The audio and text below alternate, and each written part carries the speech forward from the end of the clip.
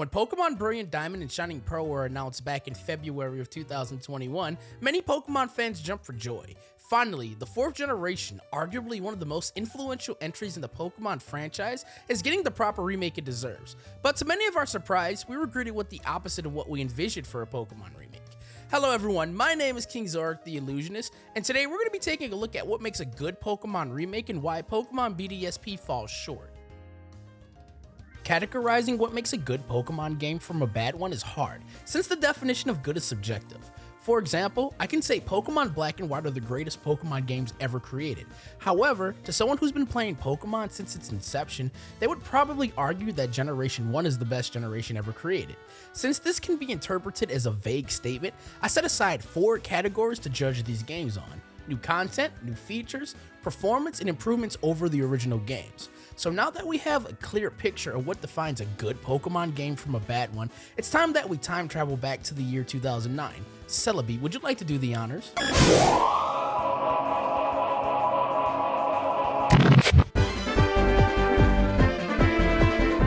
year 2009, when Pokemon HeartGold and Soul Silver released, and little did we know, these 2 remakes would set the bar so high that almost every future Pokemon remake that followed would fall flat. The brand new slew of content and features added in these 2 remakes makes Pokemon BDSP look like an incomplete game. This holds true when we compare the new features and content added in both games. Pokemon HeartGold and Soul Silver added the ability for all 493 Pokemon to follow you, the Pokeathlon Dome, which contained 10 minigames. Team Rocket now has 4 new executives you can battle. The Johto Battle Frontier was added, the ability to capture almost every legendary from other Pokemon games, practically the entire storyline from Pokemon Crystal, and the Pokewalker, just to name a few. While Pokemon Brilliant Diamond and Shining Pearl added the Grand Underground, Super Contest, which I barely consider a new feature since it replaced the old Pokemon Contest, Ramna's Park, the ability for Pokemon to follow you, which hardly works, and super limited character customization. Despite all these new features being added in Pokemon BDSP, some features you would expect to see in the remakes were removed, like the Battle Frontier and Giratina story at Spirit Pillar.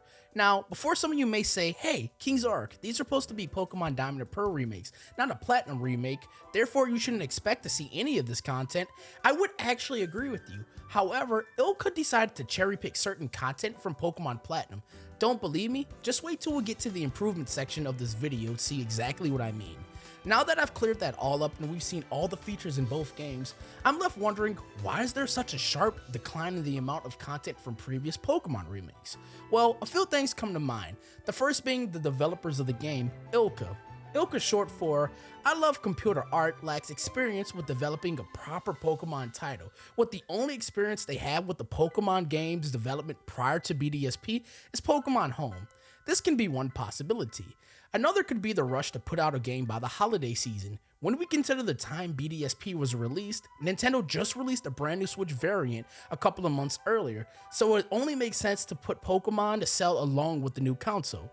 But the big reason I believe Pokemon Brilliant Diamond and Shining Pearl weren't meant to be a big remake like Pokemon Heart Gold and Soul Silver were had to do with Pokemon Sword and Shield, Game Freak's flagship Pokemon title. I mean, just think about it. When Pokemon HeartGold and Soul Silver released, they were supported with official Pokemon tournaments and even had compatibility with other 4th generation games, while Pokemon BDSP weren't compatible with any other games on the Nintendo Switch. To back up my claim, let's take a look at Pokemon Omega Ruby and Alpha Sapphire. These remakes pushed the boundaries of the 3DS for the time, and just like HeartGold and Soul Silver are packed with so much content and new features. Unlike Pokemon Brilliant Diamond and Shining Pearl, I suspect that BDSP most likely were filler games to hold fans over until the release of Pokemon Legends of Arceus. Now, I want to talk a little bit about performance, since recent Pokemon games have been struggling in this department. Pokemon HeartGold and Soul Silver don't have any performance issues, but that's not much of a shocker when you consider these games were designed to run on the Nintendo DS. Pokemon Omega Ruby and Alpha Sapphire also don't have any performance issues except for triple battles when you're using 3 Moltres and the move Heat Wave, but this is such a niche thing that some players will never see this happen. Now, when we look at Pokemon BDSP, things take an interesting turn. Surprisingly, the frame rate's pretty consistent, but the amount of glitches are pretty prevalent.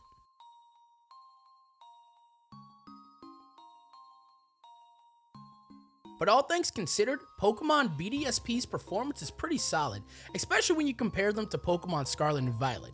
Finally, I want to mention before the games were officially released, there are certain cutscenes and music that were missing from the game. I'm not sure if you would consider this a glitch, but it's something worth mentioning. Despite Pokemon BDSP's lack of content compared to other remakes, they did make a lot of improvements over the original. For example, the game speed. One of the biggest problems with Pokemon Diamond and Pearl were how slow they were. Why don't you try surfing from Sunyshore City to Victory Road and tell me how much fun you're having? Better yet, try surfing from Sunyshore City to Victory Road without any repels, and I guarantee you're going to want to pull all your hair out. Pokemon Platinum only events like Shaman, Darkrai, and even Arceus were released officially, so now everyone doesn't have to rely on glitches to obtain these Pokemon. Even Platinum only forms like Skyform Shaman and every Rotom form are now accessible. They even did away with HMs altogether, making the Pokétch one of the greatest inventions of all time. These are all big improvements over the original, but I still have one question. Why did Ilka just cherry pick certain improvements from Pokemon Platinum instead of bringing everything over? I don't think it would have been too much of a problem to include the content from Pokemon Platinum, and for those who would say it's impossible from a technical perspective, I've got news for you. Take a look at Pokemon Renegade Platinum. And no, I don't mean the ROM hack for the DS. I mean the remake they created from Pokemon Brilliant Diamond and Pokemon Shining Pearl. This ROM hack completely overhauled everything Pokemon BDSP has done, and even added highly requested features that everybody wanted, like all the events from Pokemon Platinum, new Pokemon from other generations, and there's even a mod from True to Size Pokemon. How is it possible that a team of unofficial passionate developers are able to create a better 4th gen remake? Could it be Game Freak doesn't know what Pokemon fans want? It is possible that they're out of touch with the fan base. I personally believe so. Don't get me wrong, some of the decisions that Game Freak has made have been great. Take a look at Pokemon Legends Arceus, while other decisions they made haven't been that great, like at the whole Dexit fiasco. Could it be Game Freak's just lazy and assumes that everything they create will sell millions regardless of the lack of content? It's hard to say. But all I know is that I don't like the current decision of picking and choosing what we receive as far as content goes for Pokemon remakes. So now that we see all the shortcomings of the current Pokemon remakes, let's talk about the future ones and how they can make them better. We all know that Unova remakes are up next, and since the 5th generation games are my favorite, I want Game Freak or even Ilka if they decide to take that route to do it right. For starters, let's take a look at Auras. I think this is a great baseline for the future remake since it's more akin to what a typical Pokemon remake is. First, we need to establish the art style. I'm not saying that chibis were terrible, but the character design should correlate to whatever the current Pokemon games are.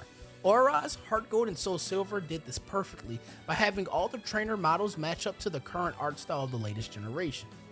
Character customization is something Game Freak needs to keep. There is nothing better than creating a character you feel like you can relate to. However, instead of having limited options, Game Freak should add as many customization options as possible and even add extra DLC outfits down the line.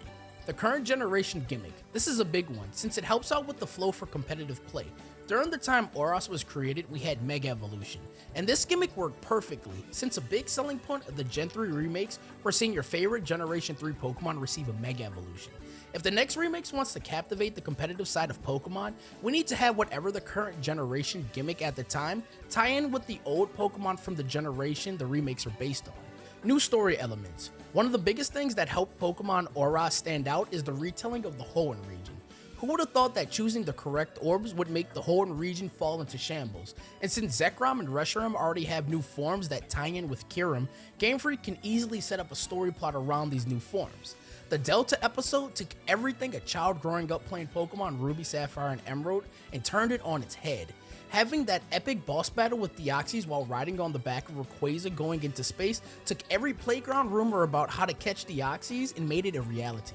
Game Freak can even capitalize on some of the brand new mythicals these games introduced, like Meloetta, Victini, Genesect, or even Keldeo, in some form of a bonus episode or a filter DLC. And speaking of DLC, Game Freak can pick anything from the 4 Generation 5 games and retell the story events. I feel like Pokemon BDSP could have had more content with the addition of story DLC. As of this recording, we're currently awaiting the DLC for Pokemon Scarlet and Violet. To these games' credit, the story left us with a lot of unanswered questions. So imagine if Game Freak left us on a cliffhanger about N and how his bond with Pokemon transformed him into a Zoroark, and the only way that we can help him is by teaming up with Chorus.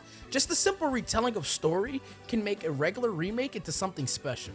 Now, let's talk about the Legendaries and how adding new forms adds to the remake's experience. In Pokemon Omega Ruby and Alpha Sapphire, pretty much every legendary introduced in the original games received a new form.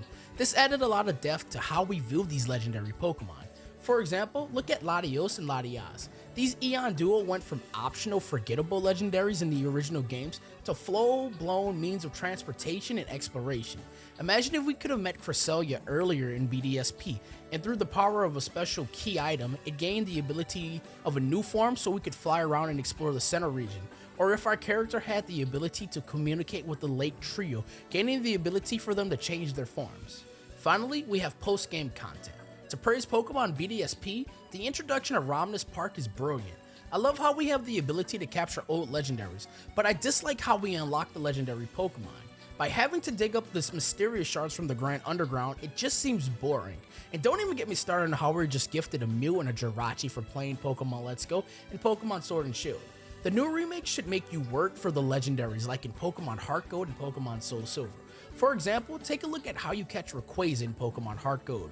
You have to catch a Kyogre, trade for a Groudon, get the Jade Orb, and then catch Rayquaza at the Embedded Tower. Having to work for legendary Pokemon makes them seem more valuable versus them just being handed it to you. Gym leader rematches and rival battles are fine, however, there should be an option for the levels to scale to level 100. Finally, Game Freak should bring back the Battle Frontier or some form of multi-battle facility area. In this area, each battle facility could focus on different battle formats, like triple, rotation, or double battles, and even add Pokemon Showdown-like creator, so competitive Pokemon is accessible for everyone. Regardless of how you feel about the current state of Pokemon, I believe we can all agree that Pokemon BDSP is a remake that missed the mark, and these shortcomings show when we compare it to past Pokemon remakes.